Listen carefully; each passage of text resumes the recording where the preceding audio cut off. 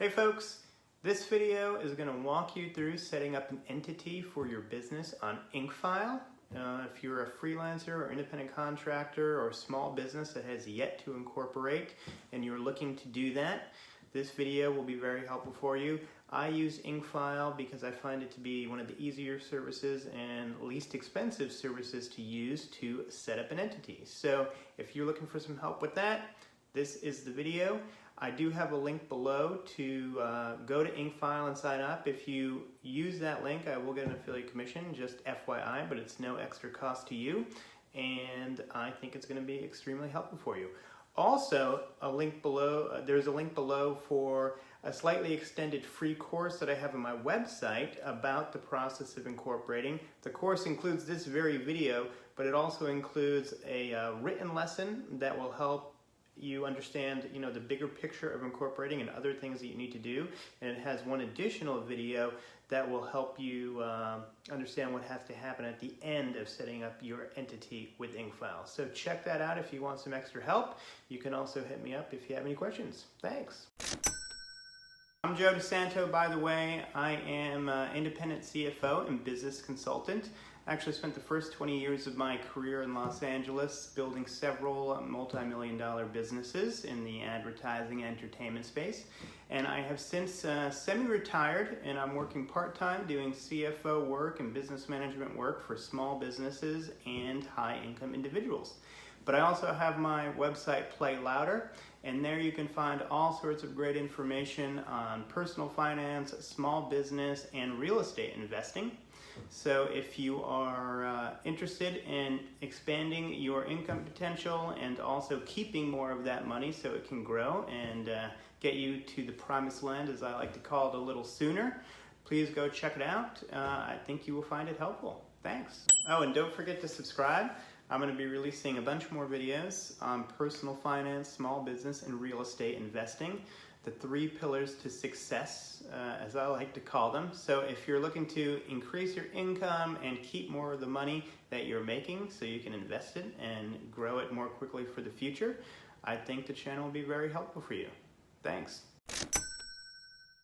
Hi there, and welcome to the first video in the course. Thanks again for purchasing the course and joining me here. Excited to get started with you. So the first thing we're going to do in this whole process is set up your entity.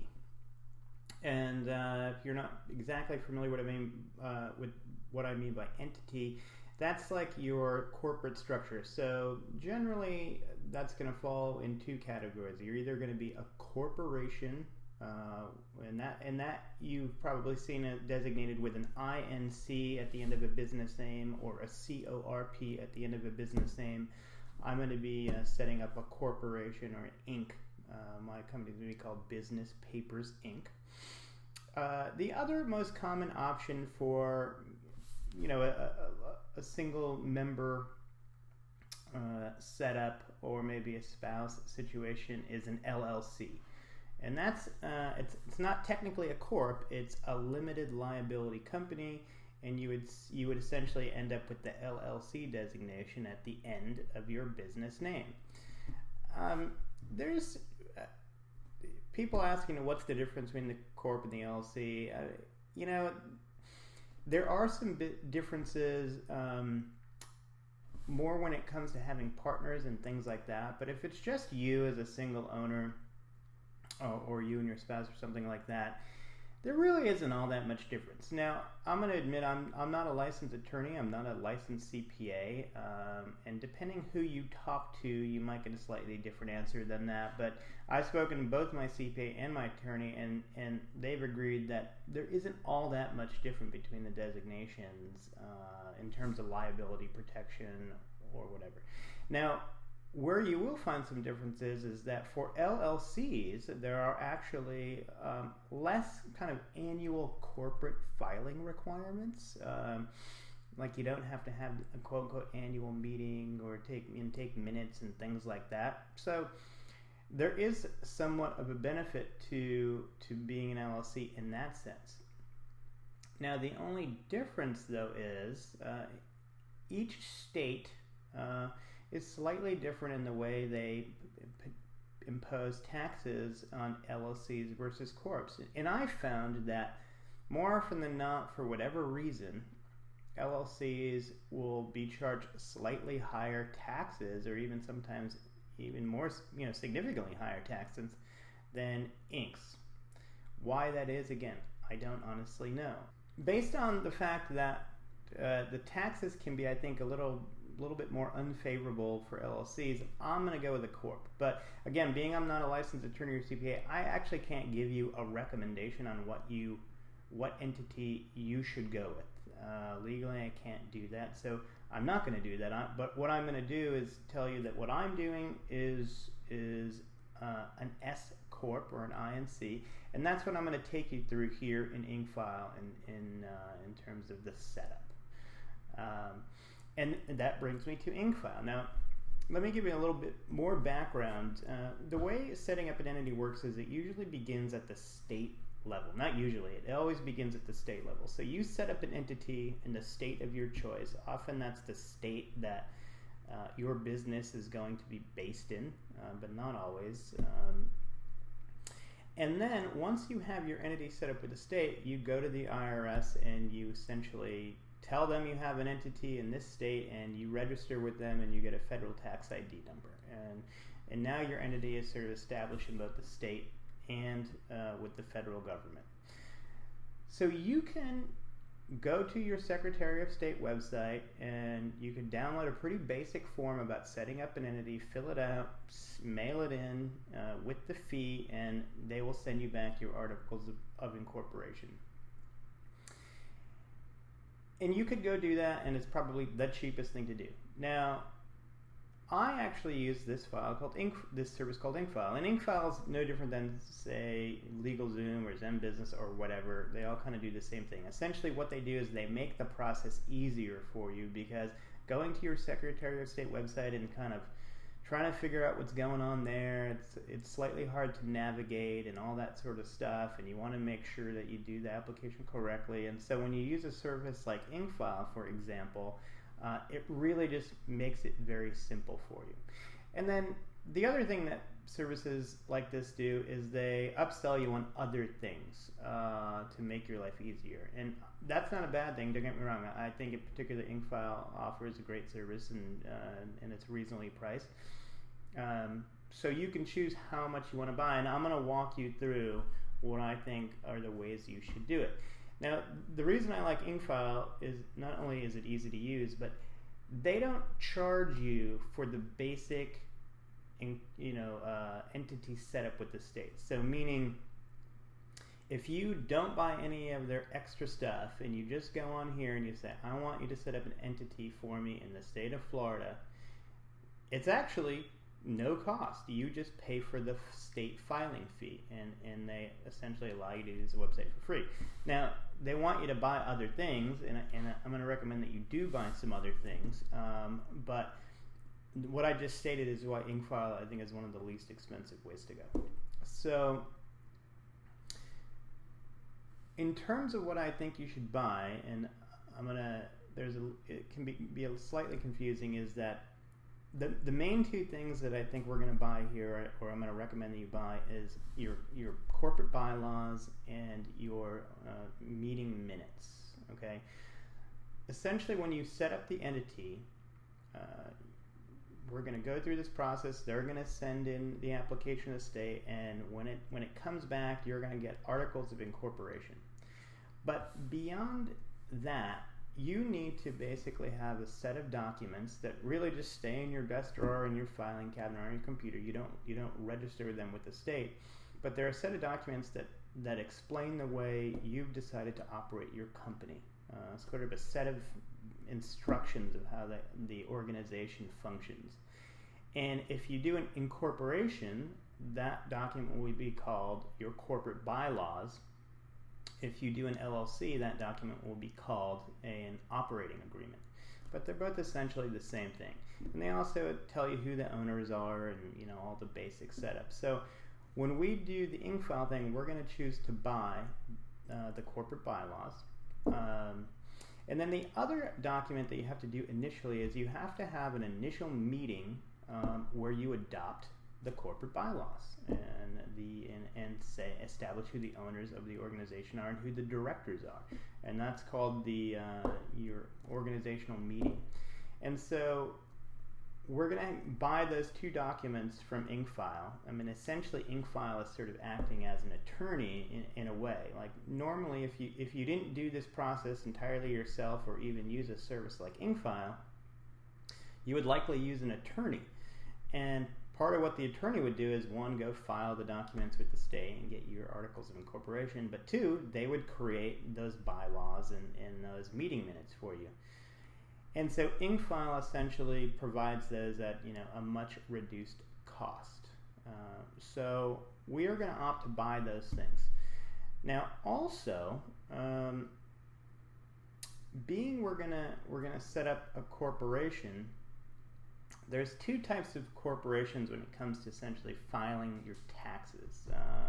You can either be a C corporation or an S corporation. And what S means is single member. So if you're a single owner corporation, you can be an S-Corp. Now, to further confuse it, you don't actually even have to be a single member corporation to be an S-Corp. I don't know why, but essentially what the distinction is that with an S-Corp, basically all the profits of your business flow right through to the owners via K-1, and you pay your tax essentially for your business dealings and your personal return, whereas a C-Corp, you pay tax on the profit at the corporate level, and then the net goes down to the owners. Now, again, I'm not a CPA, so if you want more details on that, you can go with your CPA. But I'm going to go with the S-Corp. Now, to further, confuse the scenario a little bit, a limited liability now can elect to file their taxes as an S-Corp. That wasn't the case not too long ago. So essentially now, for tax purposes, you can have an Inc. or an LLC, and they essentially work the same way when it comes to filing your taxes.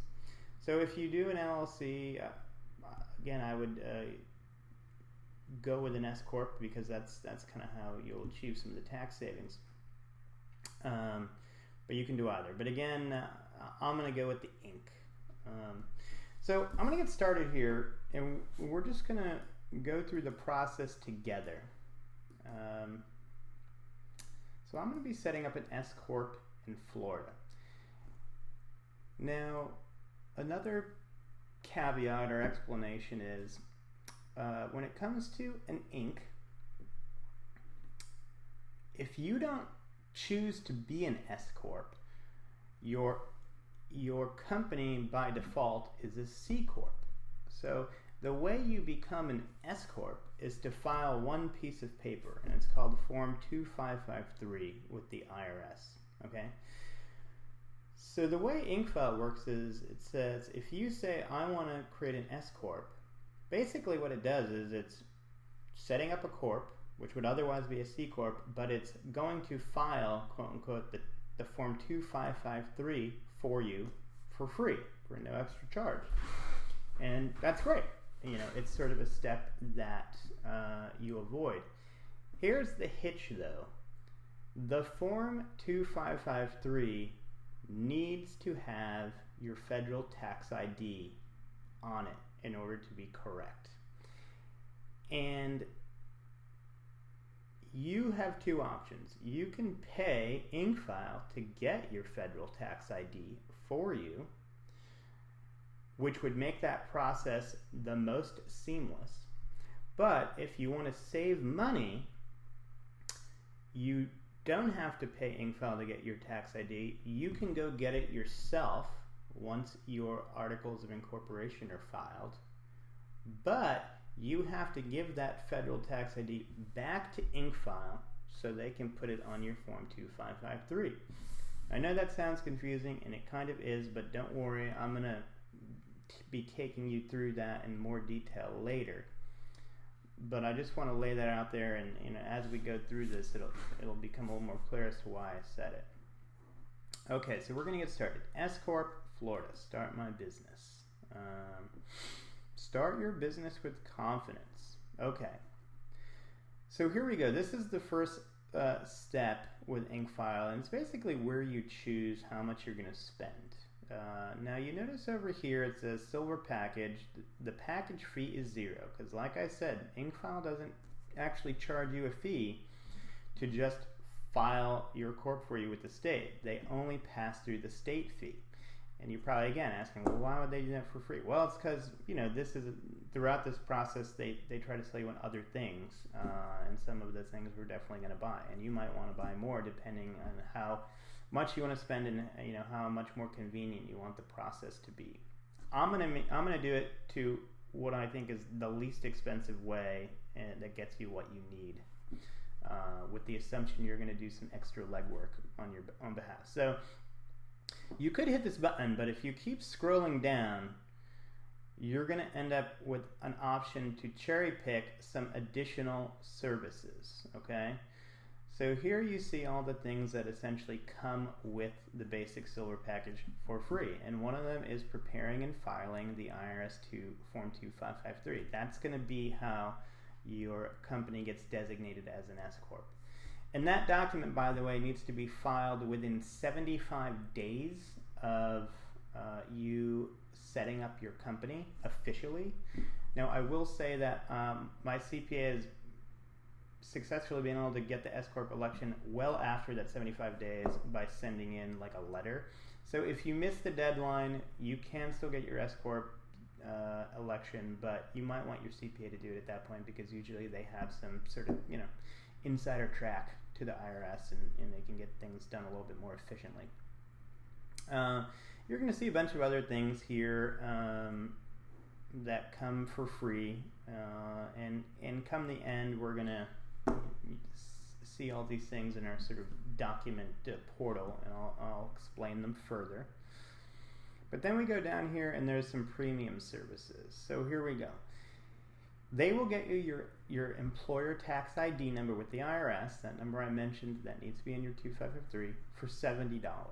But it's very easy to do yourself, and in this course I have a video showing you how to do it.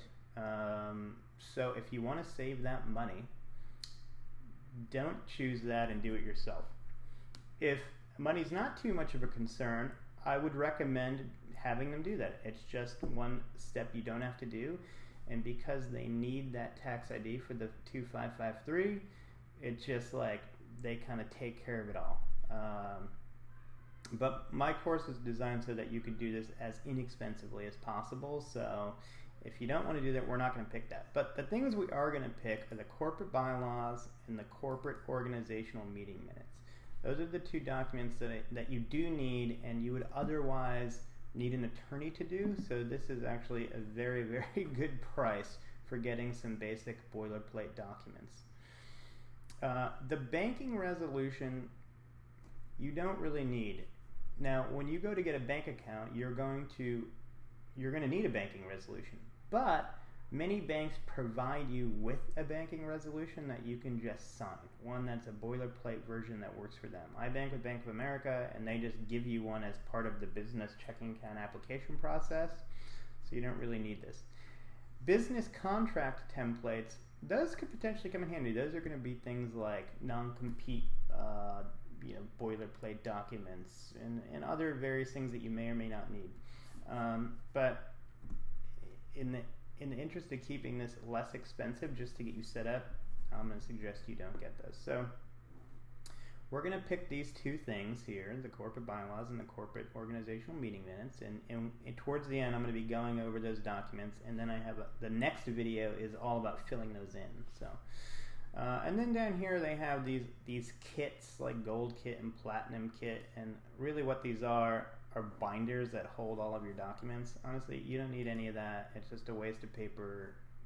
All your documents you're going to want to have as digital PDFs in your computer, so don't need that. You don't really need to do an expedited fee unless for some reason you're in a rush, so we're not going to do that. And Electronic delivery is all you need. You don't need printed versions of any of this stuff. So when I check those items, basically now our silver package is up to $125. We're going to go with that. And truth be told, we're probably going to get offered a deal somewhere in here where you can get the EIN for less money. So if you want to opt for that at the time, you can. Okay, so we're going to get started. Now we're going to put in the contact information. So I'm going to be the contact for my business. My name is Joseph DiSanto. Email. I'm going to put in a dummy email here.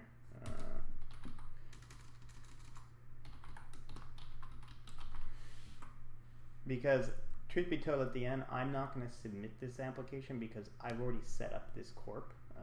So I'm kind of going through the process in a dummy way again here. I'm going to put in a dummy phone number.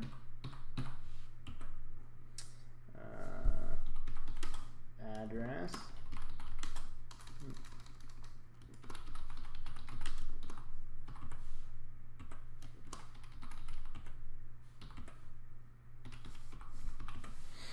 Okay. Now, this address, by the way, can just be your home address. I mean, I'm going to just kind of assume for the sake of argument that most of you are freelancers or currently doing independent contracting work and you want to incorporate for the benefits that I talked about in the intro video. But you're basically going to be running a home-based business. Your corporate office is going to be your home address. It doesn't have to be if eventually your business grows and you get an office outside your home, no problem. You can just update the state and whoever you need to update with your new address. Or you can keep your home as the corporate address where all corporate documents go and just have an office at a different address. That's fine. I'm also kind of going to assume that you're going to set up the entity in your home state. You may have run into the idea that people tell you, oh, Delaware is like the best place to do your corporation, and you should do a corporation in Delaware, or maybe Texas, or maybe Nevada. And those statements may be true for certain types of scenarios, particularly larger corporations. But the reality is that even if you open a corp in another state, most states where you actually have the business address will require you to register the corporation as a foreign entity in that state as well. And that's really almost like setting up yet another corp. So you would have to do annual filings in the Delaware corp, say, and like in my case, if I did it that way, I'd have to do annual filings also in Florida. So it increases the amount of paperwork and it increases the amount of tax that you have to pay. And for a home-based freelancer type scenario, or even your average sized business scenario, it's just not worth the extra expense and headache. So I recommend that you do, or what I do is, I should say, because I can't technically recommend anything, is I'm setting up my entity in my home state at my home address. Okay, on to the next thing. So state filing time. I'm just going to go with the free 15 business day filing. Florida's pretty fast. Gonna hit next. The name. Okay. I'm gonna call my entity Business Papers Inc. Okay, and I'm going to give it, well, like I said, the Inc. designation. Okay, quick sidebar about the name. So here's the deal. The name you want for your business may not be available, and the one thing IncFile doesn't do is it doesn't give you the opportunity to put in multiple options to give you a better chance of that name being available. Some services do that. So what I recommend is you go to your state website and you look to see if your business name is actually taken already. And this will ensure this process will be a little bit smoother, because if you just put in a name and you now go do the research and it's not available, you're going to get a bunch of emails being like, your name's not available, you have to resubmit, this, that, and the other. So what I recommend you do is just go online, and my state's Florida, so I'm just going to put in Florida entity lookup. And you should get a link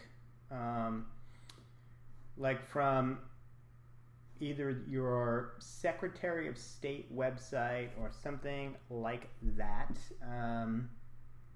You'll notice when you do a lookup like this, there are a lot of services out there that you can use, like IncFile or whatever, to look up corporate documents and this, that, and the other. And so it can be confusing because a lot of these search results are actually companies where they charge you a fee to go do something. Where often it's the case if you go to the actual state website, there is no fee. Some states actually do charge you a fee to look up information, but at least most of the ones I've dealt with don't. So you do kind of have to poke around to make sure you end up on the correct website. And usually it's one that might end in a gov, but let's see, in this case, Division of Corporations, let's see. And this looks good.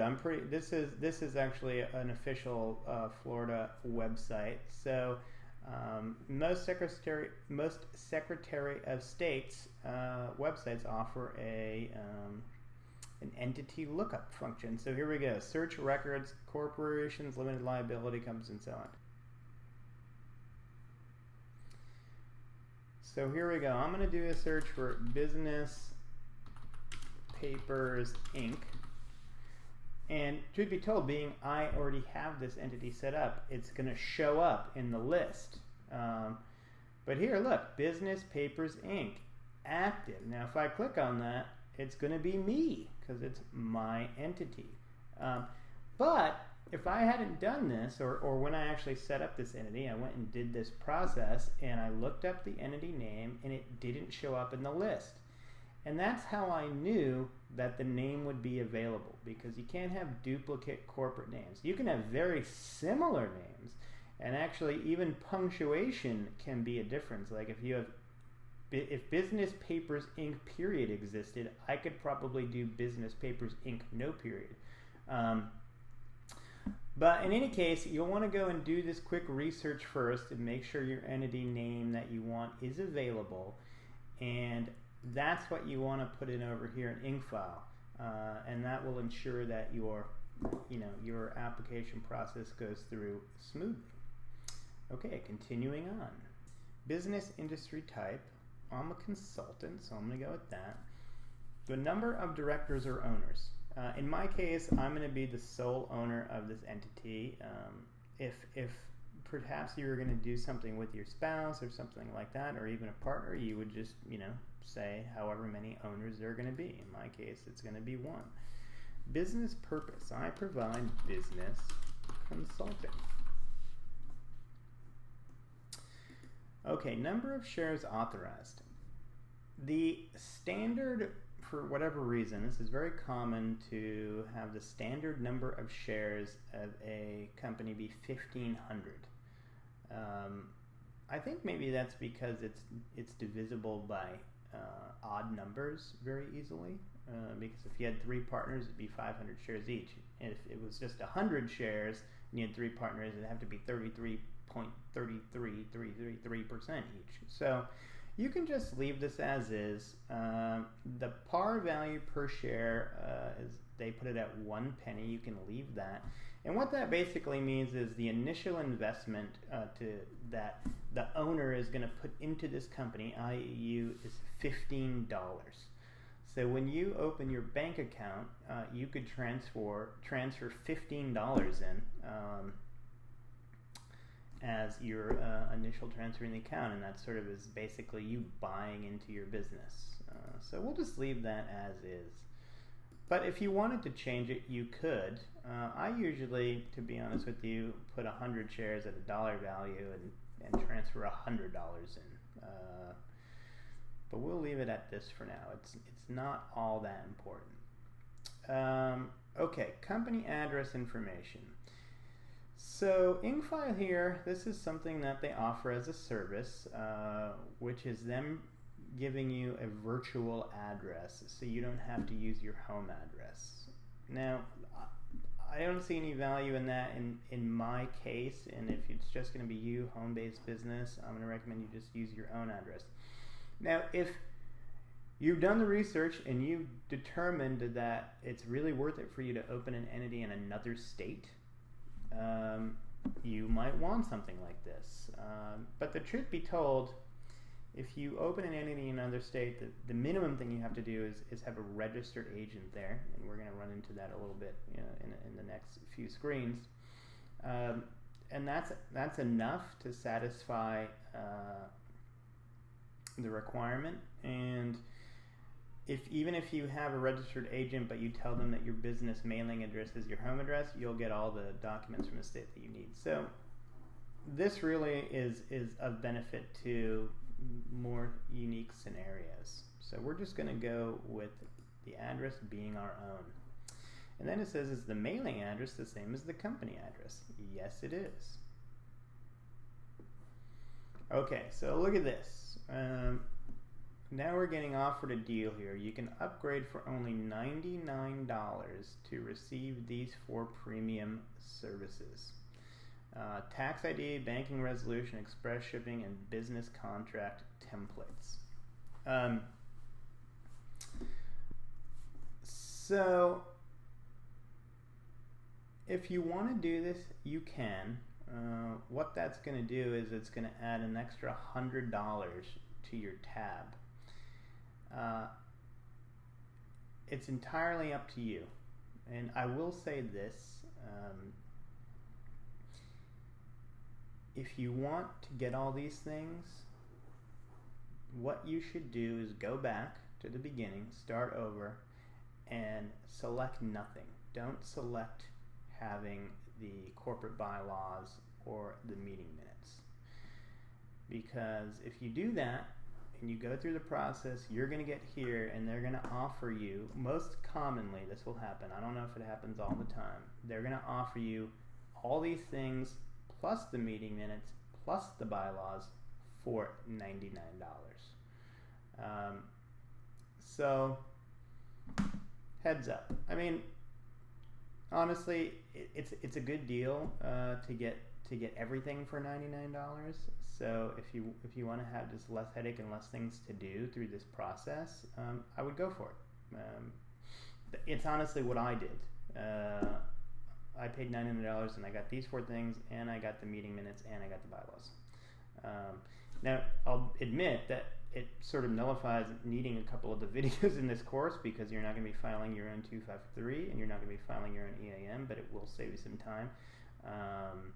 And it's up to you. But I'm gonna say no thanks to this right now, because what I've set up here is the cheapest way to go. Okay. Okay, here we go. Provide the director's information for Business Papers Inc. Well, I'm the only owner, and I'm going to be the only director. And IncFile is nice. It allows you to easily auto fill in all of your address information at every step. This is the value of IncFile. It's like I don't have to sit with pen and paper and do some archaic process with a document like from the state where I got to fill all this in. IncFile just like makes this process super easy. Okay, so for incorporations, you have officers.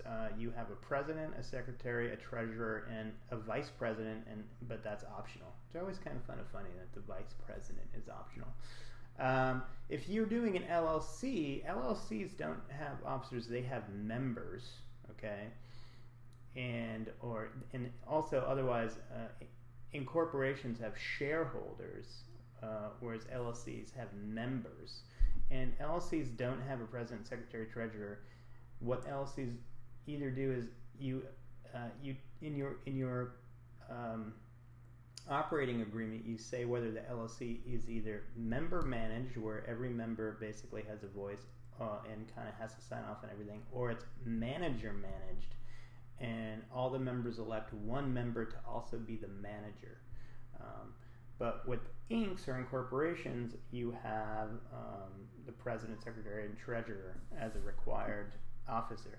The thing is, you can be the president, secretary, and treasurer, and vice president all yourself if you're a single owner. You don't have to be. You could have employees that could potentially have these roles as well. They don't have to be owners. But in our case, we're going to be everything. And essentially, we're also the CEO or the chief executive officer of our own business. So that's what we're going to select for that. Now, here's where you designate who the shareholders are. Well, I'm the only owner, so I'm the only shareholder. It has my address in here. I'm going to put in a dummy social security number, but you need to have your social. Now, if you remember, we went with the default number of shares, which was 1,500. And when I put in 1,500 here, you see that there are 0 shares remaining. Now, if you had 2 shareholders, you would break up the shares in whatever way you want. It could be 50-50, it could be 25-75. It's all dependent on what agreement you've made with your partner. Okay, representative information. I'm going to be the representative of the country, so if the IRS or the state needs to get in touch with a representative of the company, I'm going to be who they call. Okay, registered agent. You probably recall I mentioned this term earlier on when we were talking about the virtual office. So if you don't have the virtual office, right? If you got the virtual office, technically you by default get a registered agent service as well. And what that is, it's just an address, an official address that is on file for the state to send documents to. And every state requires you have an actual address in the state where you elect a registered agent to be, so they can send documents to someone in the state. But again, if you're in your home state, and this is where your business is, and you're using your home address as the business location, you can also just act as your own registered agent at your home address. And that's what we're going to do, because we're not going to spend $120 a year to have another address, in Florida, where mail goes, and then I got to have it sent to me from there. Now, if you were setting up an entity in another state for whatever reason, you would need to have a registered agent in that state. So if I set up, say, an entity in Delaware, I would have to go at the registered agent service, pay for it annually, and on my document that I file with the state, my statement of information, as it's often called, there's going to be a space on there for your registered agent, and you're going to put in the information that IncFile gives you, which is going to be basically a company name. You can have a company act as your registered agent, and a state-based address. But again, in my case, I'm going to be my own registered agent and save the money. Okay. Now, again, IncFile is going to ask me if I want to have them get the EIN, or Federal Employer Identification Number, otherwise known as a tax ID number from the IRS. We've chosen no, previously in this application, to save the money. They're basically asking us again, are you sure you don't want to spend $70 and we'll do it for you? I'm going to say no, because we're going for the cheapest setup. But if in that previous screen you chose to get the package that included the EIN, probably what would happen here is, and I'm just going to, for the sake of argument, say yes so you can see what you'd run into.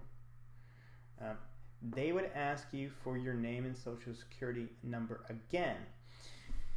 And the reason is if they go get your EIN for you, the person who applies has to put in their social security number, and their name, and it has to match up exactly with what is on that person's social security card. That's how they verify the person that's asking for the EIN. So just beware, and I think they noted here, ensure if you're doing this step, make sure that your name that you put in is exactly in your social, at least the first name and the last name. If you have a middle name on your social security card, you don't need to enter that. And I've done this actually 3 times in the last month, and I've verified that that's the case. So if you're having them get you the EIN, you're going to fill in all this information, which is related to them applying for the EIN for you. So I'm going to go back and now check no, because I'm not going to do it. And if you're worried about, hey, is getting this EIN going to be difficult or whatever, you don't need to, because I've provided a video on exactly how you go to the IRS website and get it yourself. It's by and large very easy to do. I've done it many times, and most of the time it's instantaneous on the website. You get a PDF emailed to you within minutes and you're good to go. Now, I will say that there has been one time where I went to get the EIN, and for whatever reason the online system just did not work, and it required that I do the application by hand and fax it in. And I'll be honest, that was kind of a hassle. It only has happened one time, probably. I don't know how many times, but it isn't as many. So the chance of it happening are low, but it could happen to you. And in the video, I've provided an option, or explained how I did the faxing using an app called ScamBot, so it's pretty easy to send a fax in if you don't have a fax, but you can't email it in because I don't have an email address. It's just old school. So heads up, that could happen, but most likely it's going to be an extremely easy process. If you do get hung up there, you fax it in and they mail you the document, and it's not that big a deal. And there you go. So I'm hitting no here, and I'm going to move on as though I'm not having them get me the EIN. Okay, now here we go. Along the way with IncFile, they're offering you different things, and oftentimes there's a lot of value. And I like IncFile, and I think some of the things are worth doing. So you're going to need to set up a business banking account. IncFile here basically says, hey, can we send Bank of America your information, and they can call you, and you can set up a business bank account with them, and if you do, you'll get a bunch of incentives, up to $450. If you bank at Bank of America already, I would say, sure, yeah, let them call you and get yourself in line for the incentives. If you don't bank at the Bank of America, I would say no, because you're going to want to set up your bank account where your personal bank account is. That way you can link them both under one user and login, hopefully, and be able to transfer money back and forth easily. And other banks do have bonuses and incentives too, so Bank of America isn't the only one who does. But you could say yes to this. The only issue I will say is that the Bank of America person will call you pretty quick, within a few days, and you won't be ready to set up a bank account yet, because one, you need your articles of incorporation in order to set up the bank account, and you need an EIN.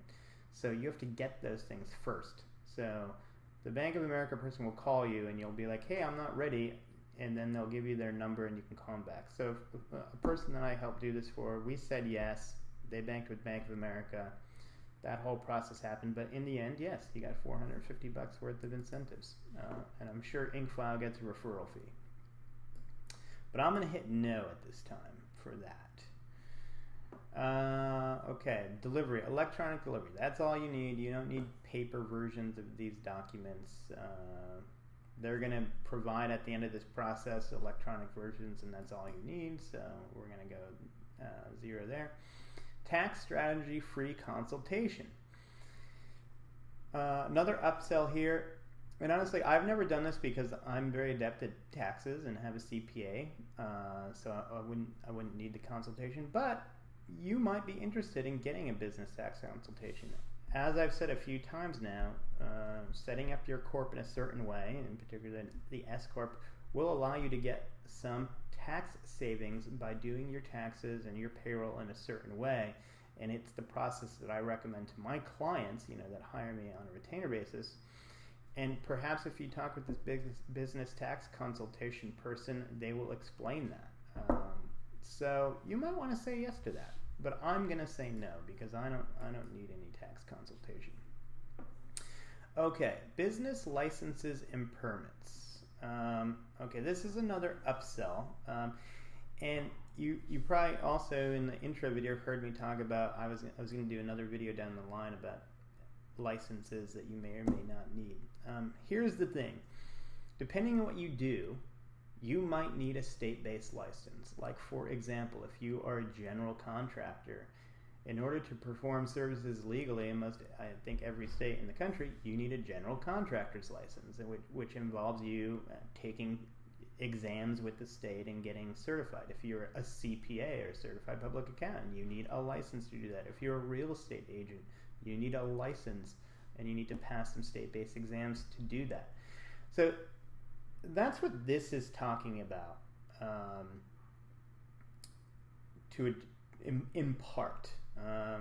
But I think depending on what you do, you probably know whether or not you need to be licensed. If you know that, like for me, I'm a consultant and I'm not a licensed attorney or CPA, so I don't need a license to do what I do. Though I can, the amount of advice I can give without being a licensed one of those things is limited, admittedly. But I will say this: usually there's a municipal business license, registration, and tax that you have to pay. So, like for example, in my town of Dunedin, I have to, in addition to registering my entity with the state, if the address of my business, is in my town of Dunedin, I have to go to the Dunedin municipal office and register for my company and pay a fee. And it's usually very minimal. I mean, it's oftentimes flat fee. Sometimes it's based on revenue. In my case, it was $60. But if you want to have your business be, legit, you got to go do that. And if you want to get those liability protections that I mentioned, along the way here, you need to follow all the steps and make sure you do it legitimately. Because if you don't, that's when people can poke holes in your corporate barrier. So this step is saying we've identified licenses for you. I've actually done this before because I was curious, and what came back was a municipal license, which I just mentioned, and they also said that I have to go register for a state unemployment insurance account, essentially a state tax ID number. And those are the two licenses that came up here for me. So I'm not going to do this. I know what these are. Most of the time, what I just mentioned, those two things are what this is going to say you need to do. So I'm going to say don't do this. You can do more research on your own online if you have additional licenses. The other thing that is related to this whole licensing area or taxation area is if you're going to sell retail goods, either on a website or in a store, you, for example, will need to go sign up for a sales tax ID number and collect sales tax and remit that back to the state. If you sell cigarettes at a convenience store, you gotta get a license for that. So depending on what you do, you might have to get multiple state tax IDs and or licenses and follow the proper steps and remit any taxes that you have to collect back to the state. So this could uncover some of that as well, but I'm going to go with no for me. Okay, review your order. Business papers, I usually do pay attention to this and review it, make sure I get it right, because you don't have to go revise this stuff after the fact. Florida, S-Corp, great. Address, phone, email, great. Business consulting, director, me, yes. Shareholder info, make sure your social security number is right. Great. Officer info on the president, the secretary, the treasurer, and the vice president. Wonderful. I'm going to hit next. Okay. And now we are down to the final step of paying. So you're going to put in all your credit card info, you're going to hit agree, and you're going to hit complete and pay. And then I'm not going to hit complete and pay because I've already done this, but I'm going to show you what is going to happen after you do complete and pay. You are going to get a series of emails, number one, and I'm going to show you what the first email is here. And it's basically just going to be a thank you email saying, business papers, your order has been submitted and we are putting together your application with the state. We're going to go there, we're going to submit it, we're going to send them the fee, and we're going to wait for them to send the articles of incorporation back. That's essentially the document, official document you get from the state saying your entity is up and running, and it really is the document that you're going to need very often all the time. So that email comes. Once it is filed, okay, you're going to get another email from IncFile saying your order has been completed, and you can access your filed documents. This is going to be a link, and when you click that link, it's going to bring you to your IncFile document portal, okay? And it's really important that you keep this email handy or you bookmark this link, because IncFile doesn't have like a user and login so much. Actually, that's not true. You can log in using your order number, I think, and your business name. But if you keep this email handy, and you can always click this link and it'll bring up your portal. And in your portal, it shows you your documents, okay, that you have ordered. Now, I went with the cheapest approach, which was they set up the entity, and then I bought the meeting minutes and the corporate bylaws, and also you can see here the IRS 2553. This comes for free when you set up the S-Corp. So we see those things, and then we also see the filed articles. This is what's called your articles of incorporation, and this is that document that says it's very important. You're going to need that handy. And then you're going to see statement of incorporator. So I'm going to go through all these documents with you and show you what they look like. Okay, so the articles of incorporation. Here we go. This is they always have a cover letter here, but that's really unnecessary. But in Florida, this is what they look like, and this is an actual articles of incorporation, and usually they show a entity number. This is an official number here. In every state, the articles of incorporation look a little bit different, but they're usually a pretty simple document that has like, official time stamp or whatever, and it has, some of the basic information of the entity on it. Also, I should say that sometimes, they're called slightly different things. They could be your articles of formation or certificate of incorporation. So every state does kind of call them slightly different things, but it's pretty, usually a pretty simple document. And you'll need this when you go do anything. I mean, like when you go to get the bank account, you're going to need to send in your articles of incorporation. If you apply for any other kind of loan or whatever, you're going to need to show your articles of incorporation. Most of the time this document is asked for when setting things like that up. Sometimes the places will also ask to see your corporate bylaws or your operating agreement if you're an LLC. But this one you're definitely going to keep very handy. Now, the other document that you see here is Statement of Incorporator. And what that is, that's really not all that necessary, like going forward. But basically, what the Statement of Incorporator says is IncFile has to make a statement saying we were hired to set up this entity on behalf of Joseph DiSanto, and now we're basically passing the baton to him, and he's basically responsible going forward for anything having to do with this entity. So no one's ever going to ask you for this, like a bank, or it's never going to come up again. But you keep it in your folder of my corporate documents folder. Okay, so the Form 2553. I'm going to explain this. It's a little bit confusing. Now, what you're initially going to find when you go into this portal here is there's going to be an alert alert here that says you have an issue that needs to be resolved, okay? And basically what it's going to do, or what it's going to say, is you need to sign your Form 2553 so we can send it in, all right?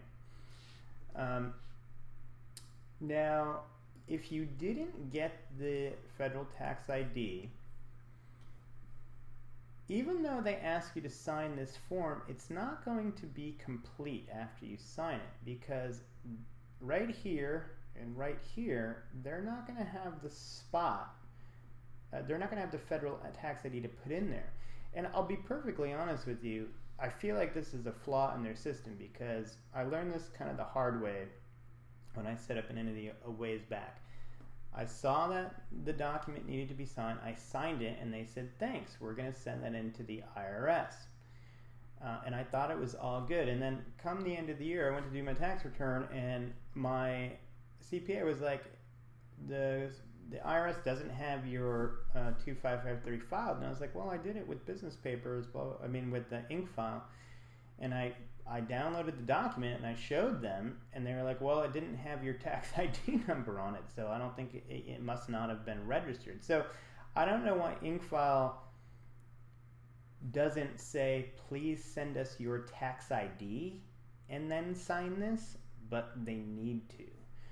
So before you go ahead and sign this, or resolve this issue, you're going to want to go ahead and get your tax ID, email them to their support and say, hey, I want to sign my 2553, but it needs my EIN on it. Here is my EIN. Can you update the document? And then I will sign it, and then you can send it in. So there you go. I know that's a bit confusing, and I apologize, but it is the way it is. Okay, the last documents are the meeting minutes and the corporate bylaws. Those are the two documents that we purchased. As you can see here, they come in PDF form and doc form, or Word document form. And the reason is because there's going to be some blanks in there. And the next video is going to go over these two documents in detail, and it's going to show you how to fill in the blanks and what you need to do to have them be official. So I'm not going to download those right now. Now, just heads up, or a little bit of extra info, if you actually chose one of those packages earlier on that included the EIN and some other documents, you would have some more documents here in this portal. Now, I originally, when I set this company up, I did get the EIN, and so I'm going to show you something here. I have a little blocker here on this, but I'm going to delete it. You would see this EIN and tax ID number, okay? And if they got the EIN for you, when you download this, it's going to be what's called an SS4 letter. It's going to be the official correspondence from the IRS that gives you your tax ID number and so on. And your tax ID is really like your social security number for your business. It's probably the number one thing that you're going to be utilizing everywhere you go related to doing anything for your business. The second most commonly referred to item is you're going to be your articles of incorporation. So those two things are really like the most important stuff. After that, the corporate bylaws are probably the next most commonly asked for or referred to item in your corporate documents package. And then lastly, if you got one of those packages where it included like some boilerplate contracts and things, you'll have another box in here that has various contracts and so on, and those can be handy depending on what you do. But anyway, that's the process for the EIN. Hopefully it all went smoothly, and I will see you in the next video if we're going to go ahead and get your tax ID together. Okay, thanks very much. Bye.